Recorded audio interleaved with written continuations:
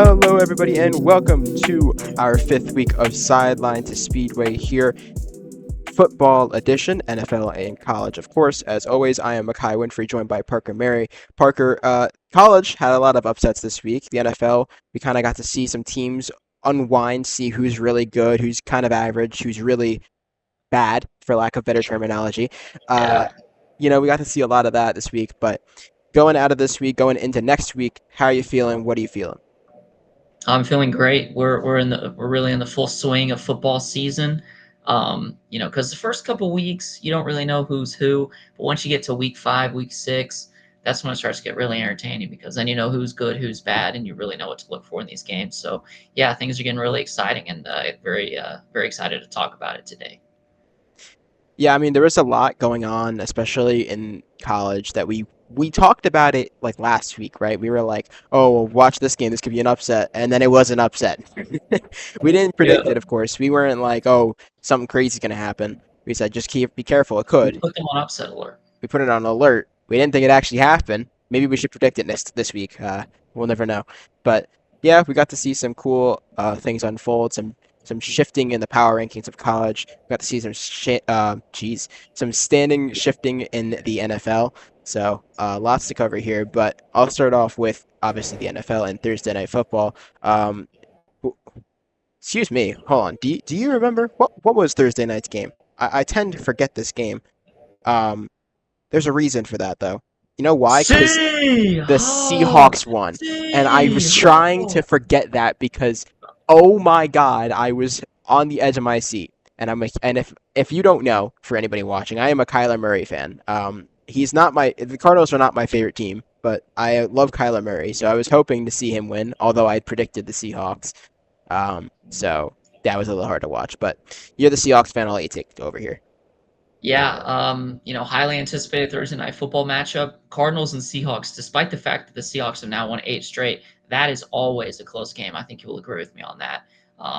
But once again, the Seahawks were able, to close out the game despite some heart, some heart attack scenarios. Dominated. They dominated the whole game, and then at the end started giving up a lot of penalties, give up some touchdowns. But ultimately, they were able to get in field goal range at the end to win.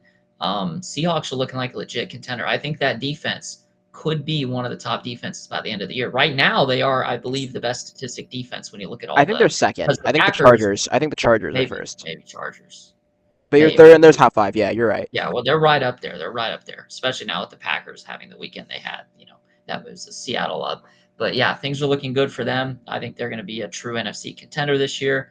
Not quite Super Bowl yet. I think next year's gonna. They still need to solidify the offensive line a little more, but next year they could be targeting a Super Bowl run. And then on the other end of the stick, you see the Cardinals. Kyler Murray put together some heroics at the end, which is what that's what people need to see out of him. He did everything in the fourth quarter right, but it's the stuff before that that just confuses me. The first interception, which Kobe Bryant luckily fumbled afterwards and gave the Cardinals the football back, but the first interception, a couple things happened. Murray threw it into a tight double coverage window, but Marvin Harrison stopped running his route. Yeah, I feel like that's more on Marvin Harrison than I anything. mean, it is, but if he keeps running, I still think there's a good chance it's picked. So it's just something's off between Marvin Harrison and Kyler Murray. Now at the end of the game, they started to get it together again. And then we saw the second interception that Seattle had was a drop by Harrison where he Dude, just that bobbled was it around, bad. That was couldn't bad. get it down. That one was fully on Marvin Harrison because it was a good ball from Murray. But um, a lot of concerns out of Arizona fans and Marvin Harrison because like imagine you go into the NFL draft and you take what you believe to be a generational receiver, and then he's going out there and can't catch the football. I mean, what? And he's giving up on routes. I mean, I can't imagine how disappointed Cardinals fans are right now. That needs to change really quickly. And I'm not someone who throws around the word generational, but I did say it about Marvin Harrison Jr. That is one of the few players in football that I've ever watched go through college, come to the draft, and been like, yeah, that guy's gonna be like great, and known it, and then he just wasn't. I mean, he could be. I mean, it's still year Oh two. yeah, It's early year I two. think he will be. I think it's just Uh, growing pains. but whatever is happening needs to be solved and quickly, especially considering this is if they want to make a push to the playoffs, this is absolutely the year to do it. Like in a year where the NFC looks like the 7 seed, 6 seed is wide open. So This is a year to do that. But yeah, I agree. Kyler looked pretty good though when it mattered most, which was important. Seattle, I don't know if I'd say true contenders, like deep playoff contenders, but they're definitely wild card favorites, if not favorites for the West. They're in contention with the Rams. That game will be interesting when we get to that. So that'll be fun to watch. But we move over to our Sunday games this week. First one I want to cover is the Sunday morning game for us here in the States. I know our European fans, this one was in the afternoon. They're thankful for. But we got to see the Vikings play the Steelers. Steelers hang on after almost throwing away a 10-point lead. They win Yeah. 24-21 over the Vikings. Any thoughts on that? Steelers looking good. You know, they've every week they don't play an elite defense like Seattle. They look really good, and they looked good against Minnesota again. I think Aaron Rodgers has a lot more up his sleeve than we'd probably give him credit for. He actually looks pretty good. I mean, I'm not gonna lie, I was not expecting a whole lot from Aaron Rodgers coming into the season, but the connection between him and DK, props to him. I got to give him credit. It's looking good right now. And then on the other end of the scale with the Vikings, we both kind of had a feeling that this was not going to be a good year for them. We both kind of had a feeling it was going to be some growing pains trying to figure out the quarterback situation. And now they don't even have McCarthy. He's going to be out for potentially a couple more weeks. And so, now they're relying on Carson Wentz to come in and win games, which he can win games, but they're not learning anything about their football team when Carson Wentz is on the football field. So, they need JJ back quickly, even if it means that they lose games once they get him back. They need to get him back so they can get the experience under his belt. JJ McCarthy, in almost a year and a half of his football career, or at least professionally football career, he only has 2 games under his belt. He needs more experience than that, or it's going to take him so long to get to start flying. I was gonna say I think and less about the game itself and more of my thoughts are on McCarthy. Like we talk about injury-prone quarterbacks. I'm not gonna jump the gun on that completely yet, but it is a little concerning that he's been in the league now technically for a year and a half, and he has been injured twice already, and he's looking like he's going to be spending more time on the shelf with his current injury. So that is a bit concerning if I'm a fan of Minnesota. But then again, we've seen blessings in disguise where Minnesota drafts a quarterback, their quarterback for whatever reason gets hurt, and then they get a different quarterback, and that quarterback performs. You never know. I'm not saying Carson Wentz is going to go out there and turn into 2013 Peyton Manning or anything, but we've seen crazy things happen. But yeah, I will say this: I don't think you're getting 2013 Peyton Manning. I think you're getting 2015 Peyton Manning out of Carson Wentz right he'll now. win games. He'll win games. Don't worry. Yeah, But that's fair. yeah, Steelers take the win. Aaron Rodgers looks pretty good. Um, Commanders lost to the Falcons. Close game. Well, at the end, close game. Really, the Falcons were in control all game. Yeah. 34-27. Daniels missing. McLaurin missing. Good fight, honestly, with all those things considered. But Falcons, they move up to 2-2. They are trying to stay in fight with Tampa Bay for this division. Yeah, I think the Falcons have a fantastic team, but something's weird. I think it has to do with Raheem Morris. I think it comes from the coaching, but it's so weird to me how that team can look really good one week and then really bad the next week. Let's look at the past 3 weeks. Week 2, they destroyed the Minnesota Vikings, held them to 6 points. Put together a great defensive performance. The next week, they get the BTA put to them, 30-0 against the Carolina Panthers. And then they come into this week and beat a really good football team in the Commanders. So, it's like how good the Falcons are. It's like it changes on a week to week basis. It's almost like there's 2 Falcons teams, and it just depends which one wants to show up on a particular weekend. And I just don't know what to think of them right now. I think if they play like the team we saw last Sunday and 2 Sundays ago, or even like we saw against the Bucks, they're 100% playoff bound. But then we see those games like the Panthers, and it's like, what are you supposed to think of that? I think too, the one thing I want to mention from them, not much mention on the Commanders. They mean they're playing with injuries, but for the Falcons, it's interesting to me because none of the defenses they've played have been necessarily good defenses, right? The Bucks have a, I don't know, middle of the road defense, maybe a little It's bit pretty closer to good. bottom. It's Their yeah. defensive backs are good, but their defensive line could use some work. Um, So like they're playing a middle of the road defense with the Bucks. The Panthers are not a necessarily good defense. I would put it as one of the worst, They're honestly. yeah they're kind of down there. Yeah. The Vikings are down there. They're not a great defense either. And the oh my God, I'm sorry. Commanders is Literally, what I was yeah, thinking. sorry. The Commanders. Yeah, They're they don't have a good defense either. So yeah.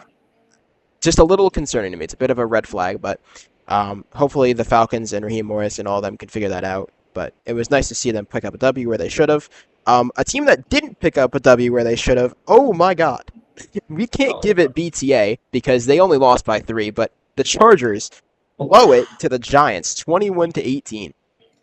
aye, aye, aye. This one, I'm gonna be honest, it had trap game written all over it coming in because of the quarterback change in New York.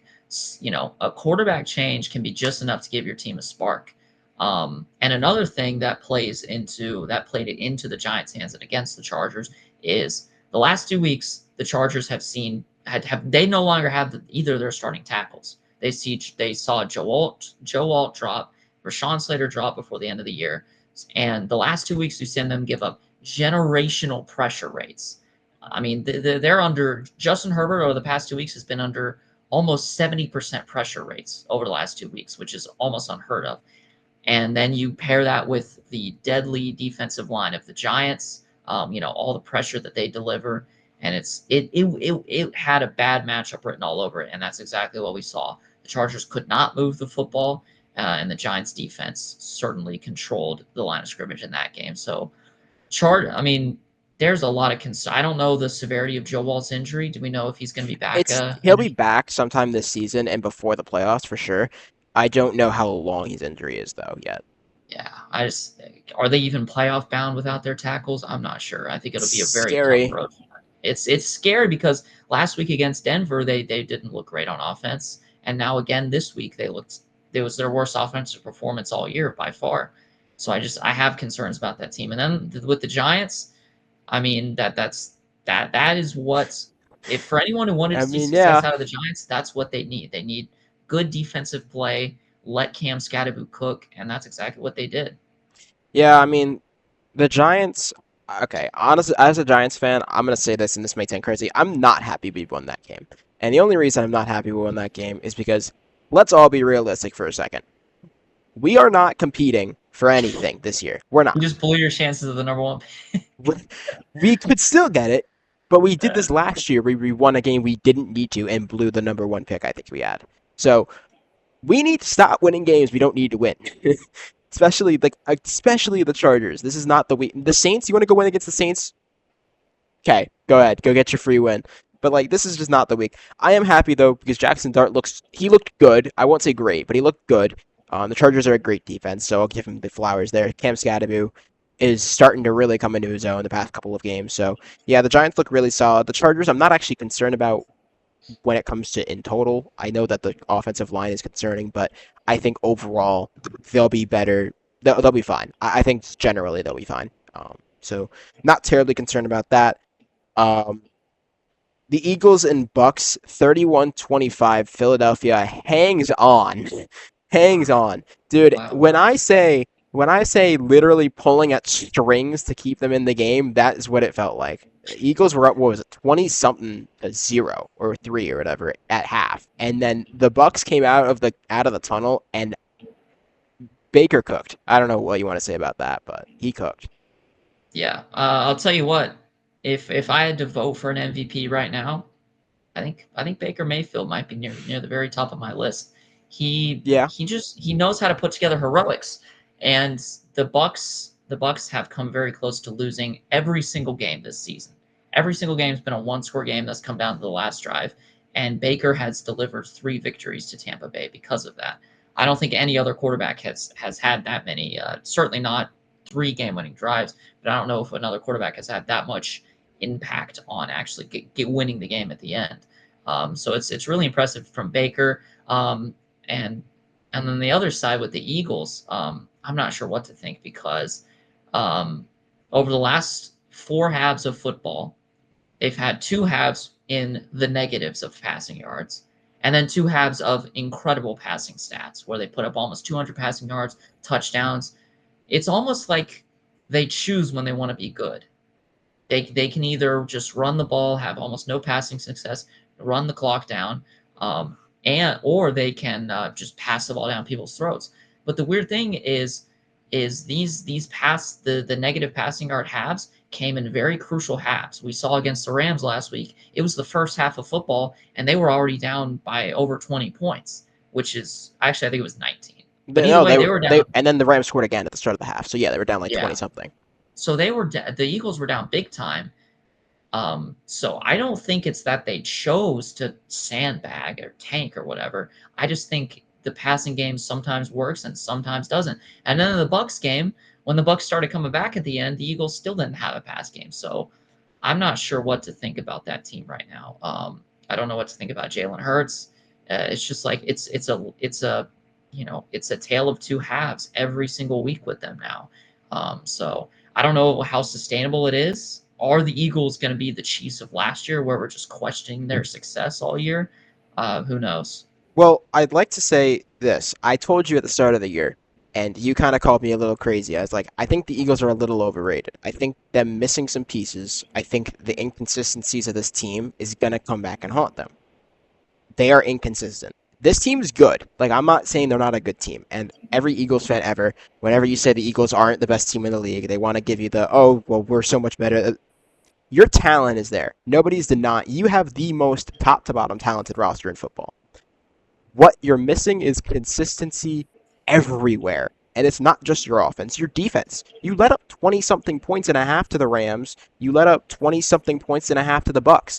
And it wasn't like these teams were like, it isn't like these teams were coming out of the gates and they were scoring in the first half in the Bucks game or the second half in the Rams game. Like, they just showed up all of a sudden.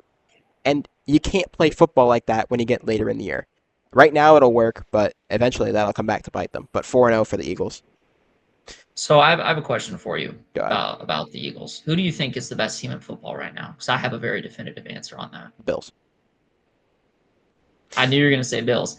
To me, I think the Eagles are better than the Bills, and I'll tell you why. Let's look at who the Bills have beat this year. They did beat the Ravens, but it came off of a Derrick Henry fumble and a tipped fourth down pass. They beat the Dolphins by 10. You know what I mean? A pretty bad team. That was a close game. The Saints, they beat them by 12, but again, that was a very close game. And then they destroyed the Jets pretty well. That was their best game of the year. But to me, the Bills look sketchier than the Eagles because then you look at what the Eagles have done. They beat the Bucks in a close one, a good NFC team. The Rams in a close one, a good NFC team. They beat the Cowboys in a close one, which is whatever. The Cowboys play everybody close, it seems like. So Yeah, and then they beat the Chiefs, another Super Bowl team in a close game. So it's two teams that one of them has had a really easy schedule, and one of them has had a really hard schedule where they've played. The Eagles have played 3 Super Bowl contenders and have beaten all of them. To me, the Eagles are still the best team in the league, and I can't. I'm not buying into. I think the Bills are great, but I can't buy into the fact that they're better than the Eagles right now. I will say the only thing about that is that the difference between the Eagles and the Bills is that the Bills have always kind of played. I know they have a game or two a year, but generally they always play to their competition, no matter who it is. They do have moments where they will put BTA on somebody, but it's not as common as people like to make it. The Eagles historically don't blow quarter, not like halves. They don't blow halves. They'll make moments. They'll have moments where the Eagles look like they messed it up, but they don't have halves like this. This is uncharacteristic. The Bills, this is normal. So that's my 2 cents on that. So it's just not normal from the Eagles to see this, I say. Yeah, but I mean, I feel like the only team the Eagles could have blown out was the Cowboys. The other three are such good Well, the Bucks teams. don't have a good defense. The Rams, they have a good defense. I'll give the Rams that. But the Bucks don't have a great defense by any means. The Cowboys, obviously, you said the stat at the start of the season. Their EPA was number 32 without Micah Parsons, so they don't necessarily have a great defense. And oh my God, who's the other team they played? I'm already forgetting. The Chiefs. They don't necessarily have a great defense. They're good, but they're not a great defense. So like that's my point. The Bills played what we would consider decent defenses besides the Dolphins. So I don't know. That's what I would say. At the start of the season, I'm saying. Anyway, you already mentioned the Bills Saints game. That's where I was kind of going next. So there's that. Lions Browns. Is there much to talk about? There's really not much to say on this game. Lions beat the Browns 34-10. They should have won this game. They did win this game. The Browns scored 10, which is what they've been doing all year. So Shout out to the Browns. Eventually, Yeah. we're just waiting on Shadur Sanders to start. I'm sure that's basically what we're waiting on, or Dylan Yeah. Gabriel. Um, Moving into the actually, hold on. Sorry, I almost forgot one more afternoon game. Um, the Texans beat the Titans 26 to nothing. Cam Ward. I don't have much to say on the game itself because this is kind of what I expected. But Cam Ward said something in his post press conference interview. He said, "If I'm keeping it a buck right now, we straight ass." That's what he said. So Oh my yeah, gosh. I mean he says it, and he has every right because he is the team. That is it literally is his team right now. Yeah. So I don't, Bryce It certainly ain't Callahan, Bryce Callahan's yeah, team. Bryce Callahan's a ticking time bomb. So yeah, it's Cam Ward's team, and them losing to the Texans should have, thankfully did, and will happen, and will probably happen again. So good for the Titans. They'll probably get the number one overall pick, if not number two, and they'll be able to build around Cam Ward. Hopefully they can take a receiver or anybody on defense, like Hmm. anybody, Caleb Or Downs, trade down and get like a nasty package. or you Get could, like 3 top 10 picks. or maybe you get Caleb Downs. I don't know. That's just a thought. Maybe the NFL will feel so bad for the Titans that they just give them every Emergency first round draft. pick. Emergency You draft? get an Dude, emergency that's a draft for the Titans. Bryce Callahan, if you want to save your job, initiate an emergency draft right Initiate now. it. But Initiate keep it. Cam Ward off the plane. Just, Yeah. keep him on the land. Yeah. Moving into the afternoon slate real quick. Jaguars played the 49ers. Me and you, we both said it. We were like, you know what? Jaguars might win this game. Everyone's got, oh, the Niners are 3-0. Niners are 3-0. Jaguars look really decent. Guess what happened? Jacksonville Yeah. wins. They moved to 3-1, and I'm not surprised. This team, they play everybody close, but they are good. They're really good. They look solid. So, good on Jacksonville for winning a game that they should have won with, obviously, the 49ers missing all of their pieces. It feels like they're not actually all gone, but Yeah. Brock Purdy is my only concern on that 49ers team. Just saying, I'm a Yeah. little So concerned. Jackson, yeah. I mean, I've had concerns about Brock Purdy for a while. Um, because I've seen him get bailed out a lot. By the weapons that he has. He throws a lot of bad passes. Even his game-winning drive against Seattle, he should have had 2 picks just on that game-winning drive. So there's concerns about him. The only thing that the 49ers have going for them right now is you still have CMC. And when Somehow, CMC, yeah, when it's somehow, I don't know, it's might not last longer, but when CMC is on the field, the 49ers win about 75% of their games. What percentage of their games have they won this year? 75. 75. So things are working with, I think as long as they have CMC, they are going to win games. But then we look on the other side with the Jacksonville Jaguars. Big congrats to them, man. They've really turned it around with Liam Cohen. I think he's building up a good culture down in Duval. And that defense is looking the best it's looked in years. Maybe the best it's looked since that 2017 year. Maybe.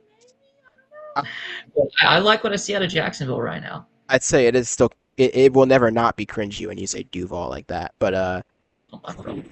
gonna rain on your parade. I'm sorry. I'm gonna. Uh, But yeah, 49ers. They do 49ers things. CMC, whoever their trainer is, CMC needs to recommend his Germany doctor from Munich to everybody on that team. I'm so serious. yeah. Everybody. Um, this team also needs to go to recovery for a different reason, but the Raiders, they lose to the Bears, 25-24.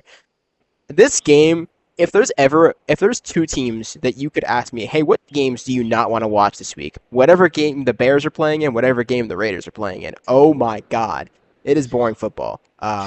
It is boring football. But Dude, Bears win 25-24 as they should have. So go ahead.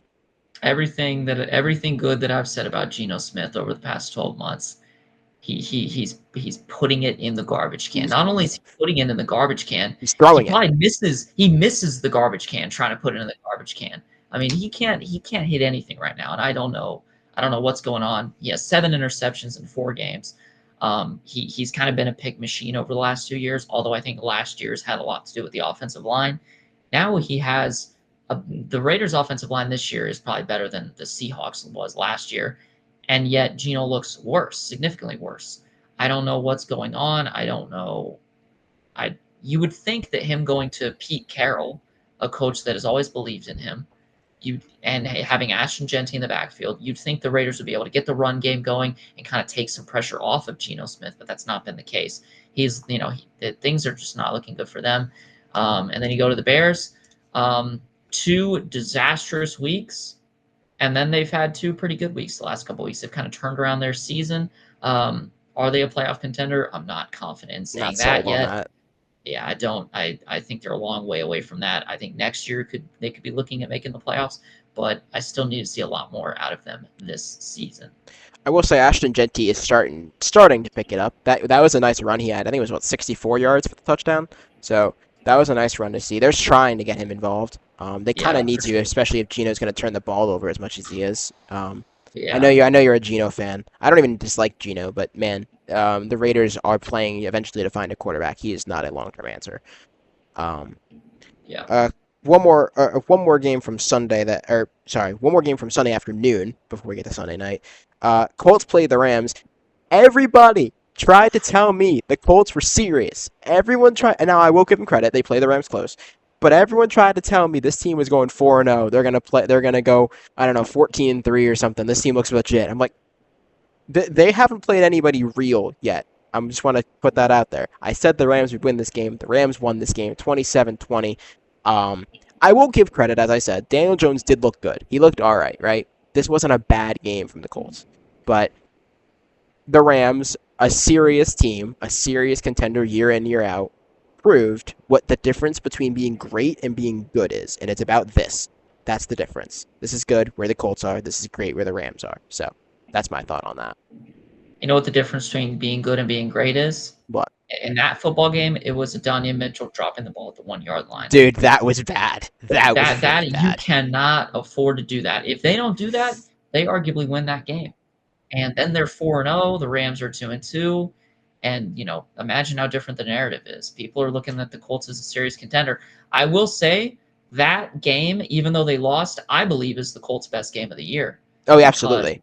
we saw them play some pretty mediocre teams, and then they played Denver, who they should have lost to. Denver was the first good team they've played, and they should have lost that game. But because the other 2 games were just not competitive. I Yeah, mean, yeah, yeah. anyone would blow out the Dolphins except the New York Jets. But it's just the Colts looked great. They played close with a Rams team all day long, and ultimately it came down to the last drive of the game, and that is not when the Colts are at their best. The Colts are at their best when they can get the run game going with Jonathan Taylor. If you ask Daniel Jones to mount a game-winning drive, I still think it's going to be a There's struggle for him. he's still not there. Yeah, So he does have a ceiling there. And then, of course, Adonai Mitchell dropping the ball at the goal line is just, I can't believe we're in the Big 25 and we're still doing that. Like, when are and the moment he did it, did you see the hesitation? He like tipped up. He's like, no, why did I do that? I instead don't of get why going, people. instead of Yeah, like he just tossed it. He's like, oh no, I shouldn't have done that. And then he couldn't get the ball, and it went out of the back of the end zone for a touchback. So I just I I I would be livid if I was a Colts fan. They probably should be 4-0 right now. But I feel a lot more confident about the Colts now, despite them losing. But the problem now, and it's kind of what we've seen out of these hot start teams that then fade off at the end. How do they handle a loss? Is this going to destroy the culture, or is it going to build it up even better? I think next week we're really going to see. Who do they play next week? I think they play someone really good. I'm not entirely sure. I'll Oh, they play the Raiders. They should be never okay. mind. But We'll get to yeah, that. yeah. Or Um, no. Sorry, that's 2 weeks from now. who do they play next week? Or no, it No, is. no, Never yeah, the mind. Raiders. You're right, the They do Raiders. play the Raiders. Yeah. I will say, the Jaguars tying up the division, that gives them some pressure now, so they are not playing from a lead anymore. Yeah. One more Sunday night game I want to cover before we get to our BTA here, which I know everyone's excited for. Uh, Packers played the Cowboys, and dude, how did we go from, oh, Packers are the best team in the league? Packers beat the Lions. Uh, they beat, who did they The play week two? Commanders. They beat the Braves off the Commanders. Whatever, right? Everyone's talking all this. Packers are great. Lose to the Browns, which, okay, trap game happens. Tie the Cowboys. Excuse me. Yeah. And it's not like the Cowboys are this great offense. They don't have CeeDee Lamb. He has no receivers besides George Pickens. He has no running game. But Am I missing something? What happened here? I think what's happening is that Dak Prescott is playing the best football of his career, at least the best football we've seen since his rookie campaign, which is and I think it is the best because he's doing this without CD Lamb. That's the craziest part to me is when you have an elite receiver like that and they drop. Historically, your offense is gonna drop way down in production. It always happens. But with the Cowboys, it's done the complete opposite. It's gone up. Dak is balling out, and so I think the Cowboys, even though their defense is probably the second worst behind, of course, only the Ravens, their offense looks like a top 5 to 10 unit right now. So I think things are looking good. They maybe get the run game going a little bit more, and they'll be, who knows, they could be a dark horse to make the playoffs. And then on the other one, and with the Packers, 2 wins to start out the year, and then a loss. And I don't care what you say, they lost to Dallas this week. It's a tie technically, but Tying to a team that you should beat is a loss. So the Packers, I don't know what changed, especially with the defense. The first 2 weeks they were great on defense. They held Detroit to 13. They held the Commanders to 9, I believe, 9 points. 18, but still Okay. Yeah, either way. under I don't 20, know where I got. under Who knows where I 20. got 9 from? It was a very low number. They're holding good offenses, and this was Commanders with Jane Daniels. They're holding good offenses to low points. And then, again, their defense played well against the Browns, but the offense cost them. And then this week, it's like everything fell apart. The defense wasn't looking great. Some almost disastrous clock management at the end by Dude, Jordan Love. wow. It literally, the ball dropped to the ground with 1 second. What if that ball gets tipped into the air? The game is over. That would have been disaster class of just mismanagement of the clock if they lost that game. Yeah, I mean, Packers, 40-40. I mean, technically it's a tie, but what they just did is they gave the Lions the free division lead. So I know Detroit fans are ecstatic, like, okay, we're back on top. So I'm sure they're happy. They're actually now at the same amount of wins as the Bears. So congrats, Green Bay. You have really done it. They're literally like, if they had lost to Dallas, they'd be tied with the bottom of the division with the Vikings and Bears. You really rocked our world. Oh, and by the way, this is double the most amount of points you've let up in a single game. And this is with Micah Parsons playing his old team. So, congrats. We couldn't include this on BTA because this isn't technically belt to ass, although it felt like it. But what we really do have up next is our BTA segment. So, take it away, Parker. Okay. We're not doing Monday Night Football. No, we're not. We do Monday Night After. Okay. You want to do Monday Night All After? right. Do you want Monday Night Football on here? Or do you want to just go to and you want to see what's on BTA? Let's go ahead and put belt to ass about it. You want to put BTA? All right. Yeah, let's do it. You're not going to do the little thing? You're not going to do the clap? Oh, I'll do it all right. Just let me He's pulling up his info. As he's pulling it up. I mean, No, I don't. No, I'm not. I don't know. It's in your throat. Sorry, I think we have to cut the show. We have to. Good. I think we have to cut the show. Wait a minute. What? Are you good? Am I John Harbaugh? What's happening? Hey! Baltimore Ravens get destroyed by the Kansas City Chiefs. What is happening to Baltimore? We've seen them get destroyed by the Chiefs. We've seen them get pretty well beat by the Lions. We saw them completely self-destruct against the Buffalo Bills. The Baltimore Ravens are awful right now. They have the worst defense we've seen in years from them. Yes, there's injuries, but there is no excuse to lose like that. Patrick Mahomes just put up the most points and the most yards he's put up in 2 calendar years. The Baltimore Ravens, no excuse. Lamar Jackson, my hamstring. I don't know if I can play, guys. He will be playing next week. I guarantee that was a take me out of the game, coach. I don't want to play. And John Harbaugh said, you got it. You can be out. Baltimore Ravens may seriously be on. They may miss the playoffs at this rate. They're 1-3 with a historically bad defense. And their win was against the Browns, by the way. Yeah, their win was against the Cleveland Browns. This was an absolute BTA. And you know what? Do I hear the tomahawk chop?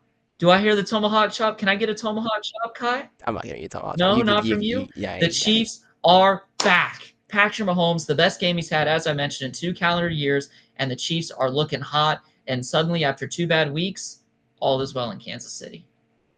You know where all isn't well, Parker? Where? All isn't well in all isn't well in Cleveland. Actually, we should check up on somebody over there in Cleveland. But no, all's not well in Carolina. You know why? Because we have another BTA. How do the Panthers go from beating the Falcons, a team that's in the playoff contention, by 30, and then go next week to play New England and lose by double the amount of no, sorry. What? 1, 2, 3, 4, 7 times the amount of points Yeah. you score. 7. They scored more points on you than you scored on the Falcons last week. That's embarrassing. You have scored less points in 2 weeks than the Patriots did in one game. That's disgusting. All of that's disgusting. Bryce Young, I don't even want to cook Bryce Young because I actually like him, but dude, this is disgusting to watch. I know Carolina sports fans, not just football, but in general, probably hate themselves right now for choosing a Carolina sports team. Um, yeah, I don't know. Panthers are terrible. Patriots don't even look great. Like they just beat up on a team that isn't that good. Like let's not blow that out of proportion here. Don't. Nobody come at me saying like, "Oh, you said the Patriots missed the playoff." I still think they're missing the playoffs, guys. But they beat up on the Panthers team that they should have beat. So congratulations. You know who didn't beat a team they were supposed to beat though? Who? As we conclude our BTA segment, a team that didn't beat a team they should have beaten was the Jets. Dude, how? Like this is a, I'm actually mad. Like this gets me heated right now, right? Oh, this is personal. This is personal because okay, I'm gonna call this out real quick. So I obviously, being a racer, have a coach, right? I'm wearing the shirt right now. He's a Jets fan, and I was like, oh, the Jets are gonna beat the Dolphins. He's like, the Jets are gonna lose. Jets are gonna lose. I'm like, no, you're crazy. I was like, you know what? I bet the Jets win, and they choke, and they make me look like a fool because they couldn't beat a depleted Miami team. This is embarrassing. Somebody on Twitter said this was the worst September in New York's history. Now, it's not, but it's a pretty close second. It's a pretty close second. Um, but yeah, Jets lose 21-27 to Miami with who now have a injured out for the year Tyreek Hill. Just disasterful. Yeah. The Dolphins are so bad that when Tyreek Hill had the injury and got carted off the field, he was like, "Yeah, let's go, bye guys, I'll see you I'll see you in next year." He Kansas might even City. I'll retire at see this you in point. Kansas City. It's exactly what he's saying. The Dolphins are so bad, and yet they just went and beat the Jets. And I actually did have the Dolphins winning this game because I think they were due for a win. And although I think they're better than the Dolphins, there's no excuse for the Jets. With how good they've looked through 3 weeks, playing close with the Bucks, playing close with the Steelers. I mean, they got beat by the Bills, but Yeah, they got beat well, but they've had two really close games with two pretty good teams. And so, you would look at that and think, okay, they can take care of business against the Miami Dolphins pretty well, but they didn't. Is this more of an Aaron Glenn issue, or is this more of a New York Jets issue? are you asking me, or are you just I'm posing the asking question? you. Yeah, it's an Aaron Glenn issue because we have seen. I don't want to get on too much of a tangent here, but we've seen in the past, defensive coordinators get to the offensive side of the ball, and when it comes to putting the points on the board at the end of games, they don't do it because they're not offensive minded, and that's where the difference comes. Offensive head coaches flourish because in those big moments, their offenses where they need to step up, step up. We did not see that, and it's not on Justin Fields. I'm tired of people blaming Justin Fields for this. This is not a him problem.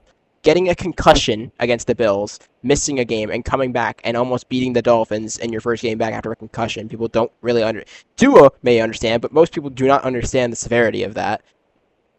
It's different. It's a coaching issue, and dude, I don't know. I could go on for a while about the Jets and how they're disappointing me. I will say the one hopeful thing for Jets fans is usually when you lose a lot of one-score close games, you eventually win a lot of one-score close games. So hopefully next year the Jets can look forward to that. But I wouldn't count on it you wouldn't because count on it. Yeah. there's only one thing that applies to the New York Jets. Statistics don't apply to them. Luck doesn't apply to them. Karma doesn't apply to them. Logic does. Nothing applies to the Jets except for one thing, and that is losing. They are a losing football team.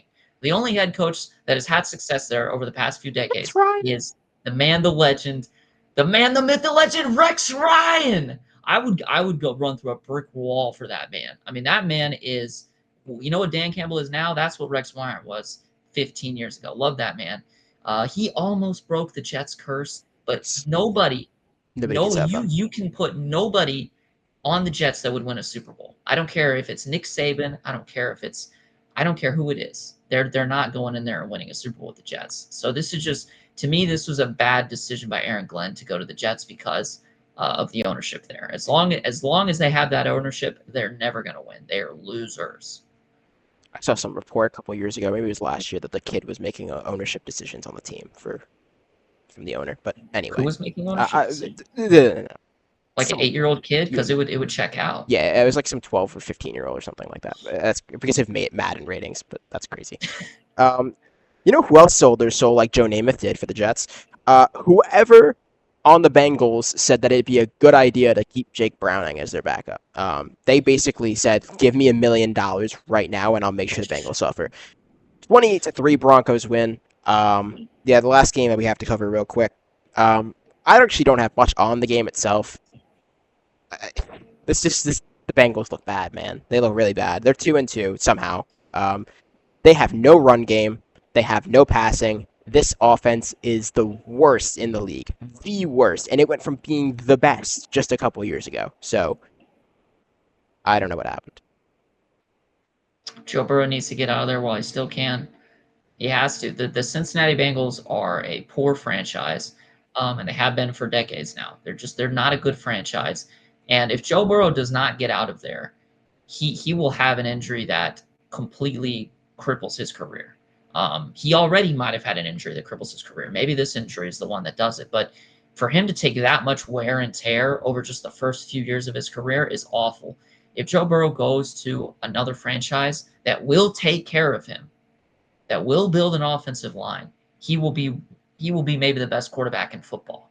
But when you go to a team like the Bengals who don't want to build an offensive line, they think success comes from paying millions and millions of dollars to our wide receivers. We're not going to worry about the offensive line. Burrow can handle it. That's not how it works, especially when you look at the injuries. He has to get out of there. I'm sorry, Bengals fans, but and I'm sure they're mad too that they're wasting a fantastic quarterback, but they are wasting Joe Burrow right now. And then on the other end with the Broncos, good recovery win for them. You just did your job. I mean, Yeah, they needed to have a win like that where they just go in and blow out an inferior team. Because I think they're still hurting from that Colts loss a couple weeks ago that they probably should not have lost. So things will start to look up for Denver again. Defense defense has been good all year, but it's the offense that we have concerns about. so just to save time, so make sure we get to the college side of things, we're going to look ahead here to week 5 of the NFL. There are 4 teams on bye week. I'm not entirely sure off the top of my head who they are. I know one of them is the Packers. But we have 14 games this week, so the first week of byes.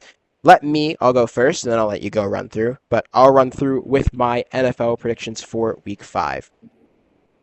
Rams play the 49ers in LA. Give me the Rams. I think the 49ers are going to walk off of that loss and go into another loss. Vikings play the Browns. You could pick a toilet bowl up, and they probably have a better chance at winning a game than either of these teams. But give me the Vikings.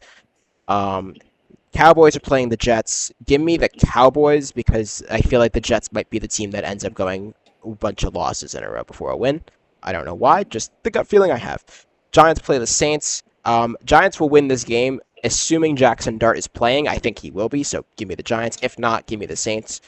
Um, Looking further down, the Raiders play the Colts. Colts will move to 4-1. I have no doubts in my mind. Raiders do not look very good.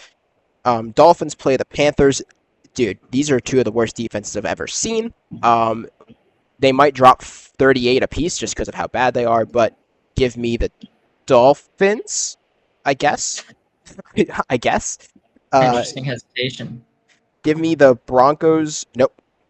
Sorry. Give me the Eagles over the Broncos. That would have been a hot take. Give me the Eagles over the Broncos. Give me the Ravens over the Texans because oh my god, there's no way they go to 1-4. Titans play the Cardinals. Give me Arizona. They need to get back in the win column. I think they will. Tampa plays Seattle. I think this will actually be a shootout game. I'm going to take Tampa just because I don't think they're losing 2 straight. And I think Seattle fans wouldn't be too upset if they lost this game, at least as long as it's close. Um, Lions play the Bengals. I was excited for this game 5 weeks ago. I am no longer excited. Give me Yeah, the no. Lions. Uh, Commanders playing the Chargers. I'm assuming Daniels and McLaurin are out picking the Chargers here. If they're back, could be close. I'll still take the Chargers either way. Um, Patriots play the Bills. Bills might win by 75. No, they won't win by 75, but the Bills will win. Um, and then the last game on Monday night, we have the Chiefs headed to Jacksonville. I really want to put them on upset alert. You know what? I am going to put them on upset alert. I think the Jags could beat the Chiefs, but I'm not predicting it. I'm giving to go Kansas City here. All right. Yeah. All right. My turn. Lot to dissect here. I think we're actually gonna. This will be the first week where we disagree on a lot of picks. But there's a few we're not going to disagree on. 49ers, Rams. That's the easy money for the Rams. I think the 49ers are pretty banged up now. Vikings and Browns. The Browns got the worst scheduling mishap I think I've ever seen in NFL history. But we're going to talk more about that on next week's show after the game. But give me the Vikings in that one just because the Vikings are at such an advantage in this game because of just having. We'll get into it next week. But the Browns got screwed. That's all I'm going to say. And the Vikings are better. Raiders and Colts. Give me the Colts. I think they're better. Broncos and Eagles. Give me the Eagles. I think they're better. Texans and Ravens. If the Ravens don't win this game, I'm sorry, I didn't mean to cut you off here, but if I you're want to good. mention before I forget, I forgot to say this. If Lamar is out, because I know this is speculation, if Lamar is out, give me the Texans, by the way. Oh yeah, 100%. I don't think Lamar will be out because I think he took himself out of the game. That's Yes, my that's opinion. why I said Um, Ravens, but Yeah. continue. So, but if he is out, I would also go Texans just because they have such good defense. Dolphins, Panthers. Give me the Panthers in this one, just because it's in Carolina. That's my only determining factor. You have two equivalent teams there. Cowboys and Jets. I actually think the Jets are going to get their first win of the year in this one. I think it's going to be a crazy game. I think there's going to be almost no defense played in this game, and the Cowboys are going to lose in some crazy fashion. Maybe it's the Jets kick a 60-yarder at the end to win it. Something crazy is going to happen in this game that allows the Jets to win. I'm predicting it now. Then we see the Giants and Saints, two bad teams. Someone needs a win, and I think the Saints are going to get this one. I think they're going to get their first win of the year. And then we look at Titans and Cardinals. I will put the Cardinals on upset alert just because they're coming off two back-to-back losses, and the Titans are really hungry for a win.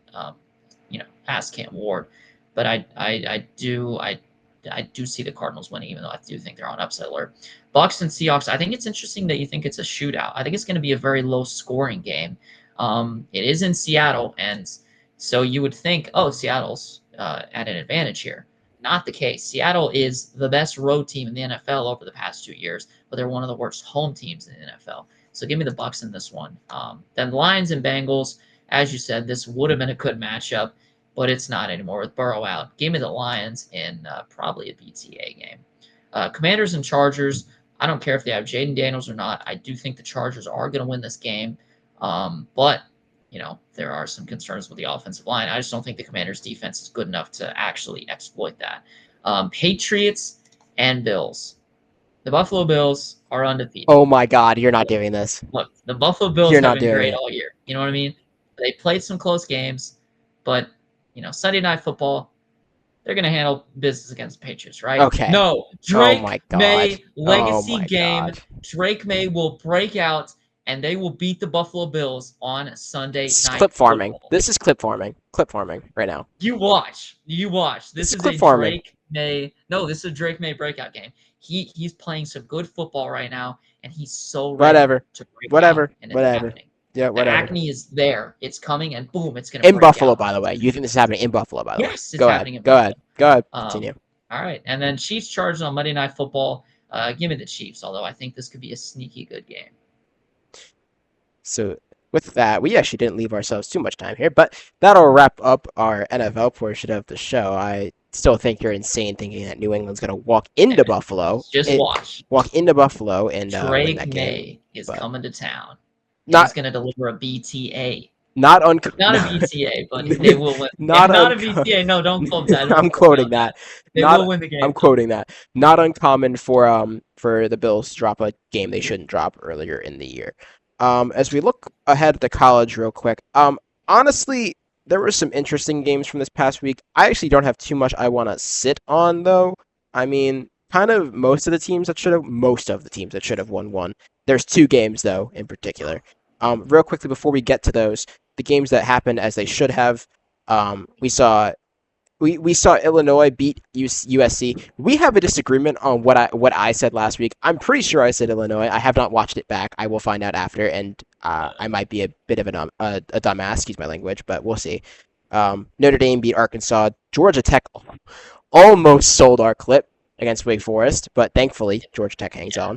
on. Vanderbilt beat Utah State. Texas A&M beats Auburn in a close game. Ohio State beats Washington. Just a bunch of games that were close, but right team won. Indiana beats Iowa. Tennessee barely beats Mississippi State. Iowa State beats Arizona. Missouri won. BYU won. Penn State, that stings. That stings. They lose to Oregon, close in overtime, 30-24. That was as what we thought. At least what I thought. I'm still confident you changed your pick on that, but that's what I thought at least for sure. Oregon hangs on to that game there. Drew Aller continues to be the proof of why Penn State, him and James Franklin, the proof of why Penn State won't win a national championship. Uh, Bama beats Georgia 24-21. That was a close game. Georgia actually almost came back on Bama, but what was the call there at the end of the game that cost Georgia that? I don't. So I think the biggest one, it was less of a call and more of Georgia just being complete idiots.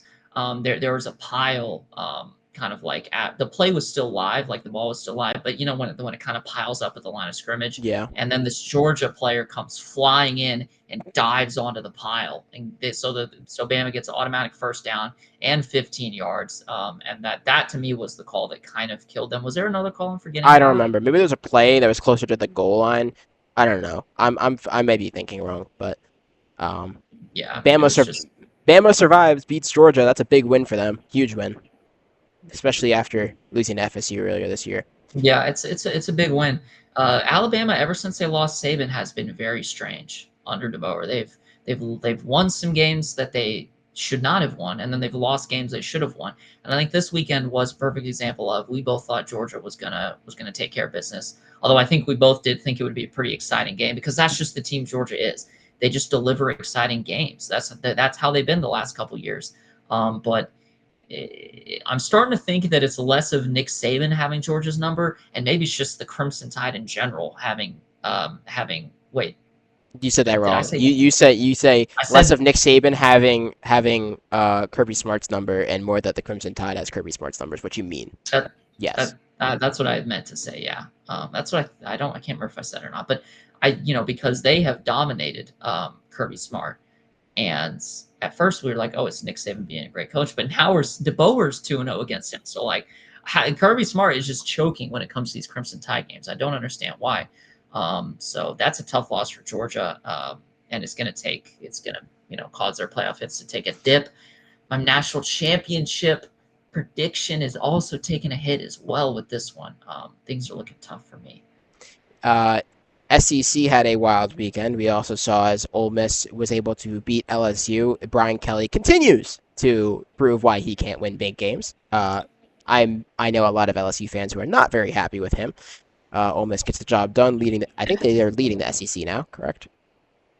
Are they? Yeah, oh, yeah, Yeah, they have yeah. to. Yeah, They Ole yeah. Miss, they're leaning. So it's between them and A&M, I think, right now. So uh, that's that. Um, I purposely skipped this game when I was going over it real quickly because I wanted to wait. Um, FSU loses to Virginia. We talked about it at the top of the show. We put them on upset alert. I was like, you know what? Virginia could beat FSU. We're not going to bet on that, but they could. I don't know. We did not even give them that much of a hope. You, We, we, we we said they literally were could. saying, We, we literally were saying if Florida oh, State, I should say, we said that if they lost, like, it'd be crazy. We said it'd be yeah, crazy, but, like, it wasn't like we didn't like just skip over it. Like we thought about that. It wasn't like I at least I didn't. I thought about that for a second. I was like FSU, but I don't know. Whatever. Virginia upsets FSU. 42-30, 36 here. Uh, yeah, FSU falls apart in a game that they should not have lost. So It's a common theme in college. It's a common theme. Yeah, it is. Florida State, there has to be some concerns after that loss. I hope the receiver that got trampled after the game is okay, Yeah. because that was wild. That's something that's become very strange to me. Ever since what was the fir- ever s- I, it was I think Tennessee a couple years ago was the first team to kind of start the tradition of like taking down the goalpost or immediately storming the field, and now everyone does it. Anytime you beat a ranked team, they do it. It's ridiculous. It's awful to see, because they tear apart the stadium, they tear apart the goalposts, or in the case of the Virginia game, they run onto the field and trample the players. It's just it's uncalled for. I hate to see that. They need to start cracking down even harder on that. It's unfortunate to see such a what you would think would be lighthearted tradition get uh, kind of tarnished Yeah. like that. But as that affects the rankings, we read the top 25 last week. This time, I'm gonna just bulldoze through it. I'm not even gonna give a second thought. Ohio State currently number one, Oregon two, Miami three, Ole Miss four, Oklahoma finishes the top five. Texas A&M, Penn State, Indiana, Texas, Alabama, your top 10. Texas Tech, Georgia, LSU, Iowa State, Tennessee are your top 15. Vanderbilt, Georgia Tech, FSU, Missouri, Michigan, your top 20. Notre Dame, Illinois, BYU, Virginia, and Arizona State, who beat TCU, by the way. They are all the ranked teams. Going into this week, all right, I'm going to ask you, because we're having a discussion on this. Is there any game you want to put a team that should win on upset alert this week? If I were to put one team on upset alert, um, I look at these games and I don't necessarily see one that stands out. But if I did have to put someone on upset alert, I'm going to put A&M on upset alert, just because I think they are playing Mississippi State, who I think is could win that game. I mean, it's a couple of tough SEC schools, so I mean, who knows? I don't think it's going to happen. I think this is going to be a very calm week of football, where the people who need to win do win. But if anyone's on upset alert, I would put A&M on upset alert in this particular game. Give me. Or Oh, go ahead. I think you were going I to. was going to say give me A&M as well. Go ahead. Oh, okay, okay. I think another game that I don't think they're on upset alert personally, but a lot of people will think. You look at that Vandy Alabama game. Vanderbilt beat Alabama last year. Can they do it again this year? I don't think so, but you never know.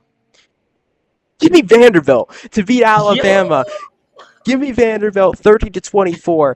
I think that yo. Vanderbilt. You're right. I don't think it's an upset because I think Vanderbilt's a really good team. I think Vanderbilt's taking this game. Alabama is going to do what they typically do in the past couple of years, and that is throw a game away to an SEC team that will end up costing them later in the year. Um, and Vanderbilt will be the team. I don't know how, but Vanderbilt will go back to back against Alabama and the Crimson Tide. Wow. Um, Now, the game I was going to put on upset alert was actually Florida versus Texas. I know everyone's going to be, oh, well, DJ Lagway throws all the picks. I'm telling you guys, if you want to see a quarterback match him in interceptions, it might be Arch Oh my Manning. gosh, Might bro. be Arch The Manning. Arch Manning fanboys are just coming for you right now. I know. I like Arch Manning. I'm a Manning guy. I'm a Giants fan. I'm a Manning guy. But like, but like, come on. But yeah, give me Florida on the upset. I think Texas wins, but give me Florida as an upset team. Um, when you look at the rest of the games, Kentucky's playing Georgia. I'm so sorry. That might be rough. We know a Kentucky We know fan. a That'll be a couple. We tough know a game. couple. Yeah. Uh, BYU should beat West Virginia. Iowa State's playing Cincinnati. They'll both win those games. Illinois is playing Purdue. Illinois, right? Are we in agreement here? Yep. Um, Michigan's playing Wisconsin. Wisconsin, for whatever reason, could play some teams close, but I don't think that this is the team that they're going to win and beat. So give me Michigan. Um, Boise State will lose to Notre Dame. Notre Dame, if you lose to Boise State, I mean your playoffs are already over, but like it'll be in de facto. Like there won't even be Yeah. a debate. Penn State will beat UCLA. I love calling them UCLA. They're UCLA. Uh, Oklahoma might drop 793 on Kent State. Oof. Uh, Texas Tech will beat Houston. Ohio State plays Minnesota. They should win that game. Two more games real quickly I want to mention here before we get on out of here. Virginia goes to play Louisville. I don't necessarily think it's an upset if Louisville wins, but if Louisville wins, they'll be ranked. So, what do you think here? I do have. I was going to mention that I do have Louisville winning that game. I think they are better than I Virginia, agree. despite what the ranking would show. I just think they're better. So, and I think they're going to show that. It's in Louisville as well. It's a home game for them. I think they're going to win that one. No, I'm in agreement here, and I think that Louisville needs this win more because they're trying to catch up in the ACC, and with all the Yeah, problems going on in that yeah. conference right now, it'd be Sorry, Virginia. There's going to be no field storming this week. yeah, no. It might be Louisville storming their own field. That would they, well, at that point, just what are we even doing? Yeah, We're Louisville storms storming their the own field and field. They beating they just put a Virginia. flag of their own flag in the field. Oh my Oh god, gosh. it'd be so funny.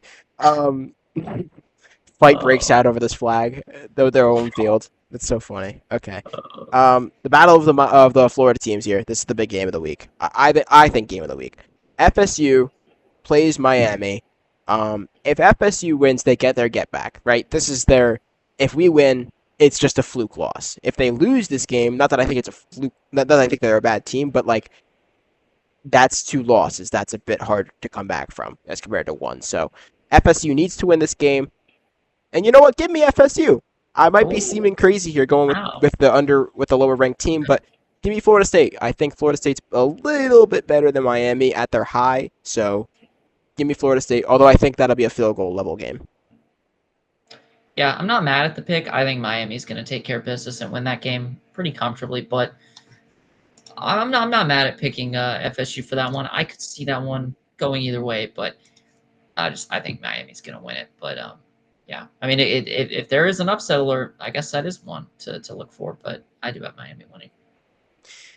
I mean, yeah. I think that's gonna conclude it. I got FSU being Miami. I hope they beat Miami. Big one. Do you know That's the scenes I'd have of I'd put a poster on my wall if I see Why Miami are you lose. preying on Miami's downfall like because that? because I'm preying on this downfall because I'm tired of Miami fans acting every year like they're gonna finally go and make a playoff push or they're gonna be great or something, and then they don't. And then we sit here in the same position every year. They're finally good again for the first time in what 25 years. So, congrats, guys, congrats. You might just be hate watching. I might be hate watching. You know what? We'll get back to that next week. I'll either be clipped in every Miami edit ever, Oh yeah. or I'll look like the greatest predictor of all time when I say FSU wins this game. Um, well we'll see. Anyway, any closing thoughts here before we wrap it up? No, that'll do it. It'll feel good a week from now knowing that Drake May is a top 10 quarterback in the NFL. But that's that's all I gotta say. Drake May, see all you Patriots fans. Don't worry, I got your back. I know how good Drake May is, and everyone else is gonna know it after Sunday Night Football. Drake May. You know what? You wanna drop a hot take? You know what? I'll end this video on a hot take. You know what my hot take this week's gonna be in the NFL? Oh You boy, wanna hear it? You ready? oh boy. Bo Nix is gonna throw for 4 touchdowns this week. Bo Nix throws for 4 touchdowns against Philadelphia. I think Bo Nix throws four. He runs for one. I think we're going to have a 38-35 game. Although I think Philadelphia is winning, Bo Nix is going to show out and be a star this week. I I, might sound insane or like I'm spewing BS, but mark it down. That's my pick. I, Um, I don't think that's too bad. it's not too bad. All right, well, Yeah, I whatever. can see it. I We'll don't think let that's everyone too bad. Take. we'll let everyone down there decide. Uh, Yeah, thank you dude, the guys so. Eagles fans are gonna rip you Yeah, apart. no, They they're actually gonna. like Yeah, make a voodoo doll of you and just like wait. hang it on Do, some do you see that? what? Oh, sorry. I thought I saw an Eagles fan behind me. Oh my god, I would be like, I would actually be checking my back if I said something bad about the Eagles. I saw. I Um, thought I saw one behind me. that's the only reason I think the Eagles are the best team in the league. By the way, I just want to mention I'm Oh, protecting myself. he's scaring you, protecting yourself. I'm the one that's in Philly, or whatever. Whatever. Yeah, Uh, that too. That too. all Hey, right, they travel. They travel. you You never never know. know. Yeah, maybe, wear my Giants sweatshirt out to a Philadelphia Eagles game. Anyway, that's all the time we've got here for our show this week. Hopefully, we get to come back and see how horribly right or horribly wrong, I should say, we were on our predictions, and you guys can yell at us in the comments below. Thank you guys so much for joining us on this edition of Sideline to Speedway, and we will see you next week for Week 6 of NFL and Week 7 of college football. Thank you guys.